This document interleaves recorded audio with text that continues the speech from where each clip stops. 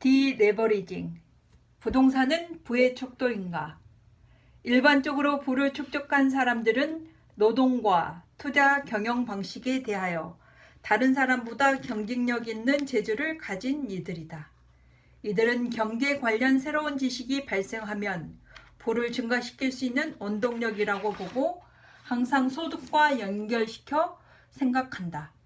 즉 지식 활용의 크기가 부의 증가의 원인이 되는 것이다. 지난 2008년 1510만 채이던 주택은 지난해 1999만 채로 늘었다. 반면 주택 소유자 수는 같은 기간 1058명에서 1299만 명으로 2241만 명이 느는데 그쳤다. 신규 주택의 51.1%인 약 245만 채를 투기 세력 등 다주택자들이 사재기했다는 통계를 보여주고 있다. 상위 10%가 보유한 주택 수는 지난 2008년 242만 8,700채에서 지난해 450만 8천 채로 85.6% 증가했다. 1인당 보유 주택수가 2.3채에서 3.5채로 늘었다.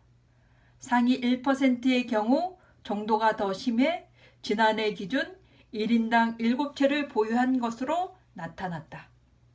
반면 국토교통부의 2018년 주거실태조사 결과에 따르면 내 집을 가진 가구의 비율을 나타내는 자가 보유율은 61.1%에 그쳤으며 수도권은 이보다 못한 54.2%에 불과하다.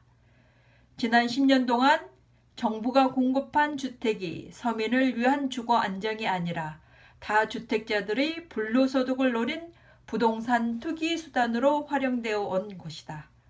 이로 인해 주택 소유 편중이 심화되고 자산 격차가 더욱 벌어지게 되었다. 앞서 기술한 바와 같이 2017년 서울의 아파트 인허가 실적은 7만 5천 호로 2003년 이후 최대치를 기록했다. 2016년에 비해서는 3배 늘었다. 즉 3년 후 입주 시점인 2020년에는 입주 물량 공급 과잉으로 서울시의 주택 전세 가격은 하락할 것이다. 실거주자가 분양받은 것보다 다주택자, 임대사업자가 받은 비율이 높기 때문이다.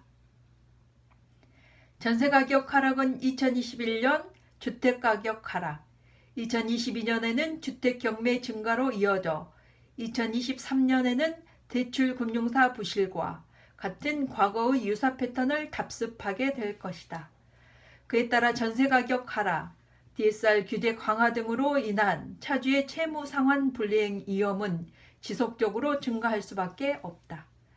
또 2020년 10월 이후 제2차 전세 재계약 시 재계약 가격이 최초 계약 시점 대비 하락할 경우 다주택자의 자금 압박도 심화될 수밖에 없다.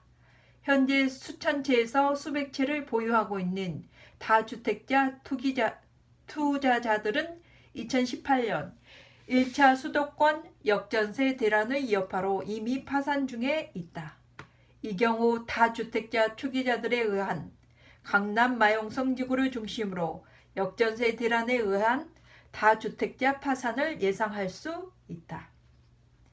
2020년에서 2022년까지 서울 및 수도권의 향후 주택 공급은 수요 추정치를 상회할 전망이다. 국토연구원의 발표에 따르면 가구수, 소득, 멸실 요인을 감안한 연평균 신규 주택 수요는 수도권 연 22만 1,000호, 서울은 연 5만 5천호로 추정된다.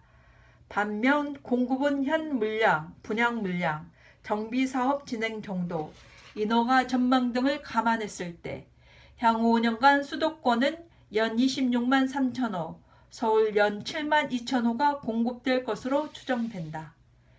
2017년 기준 서울의 재건축 단지 10만 1,614가구의 시가총액은 총 127조 원으로 이 중 강남 4구 재건축 시가총액 100조 원을 차지하고 있다. 서울시 전체의 80%가 강남 4구에 몰려 있는 것이다. 2020년 재건축 단지 시가총액은 220조 원을 넘어설 전망이며 강남 4구도는 180조 원을 넘어서게 될 것이다.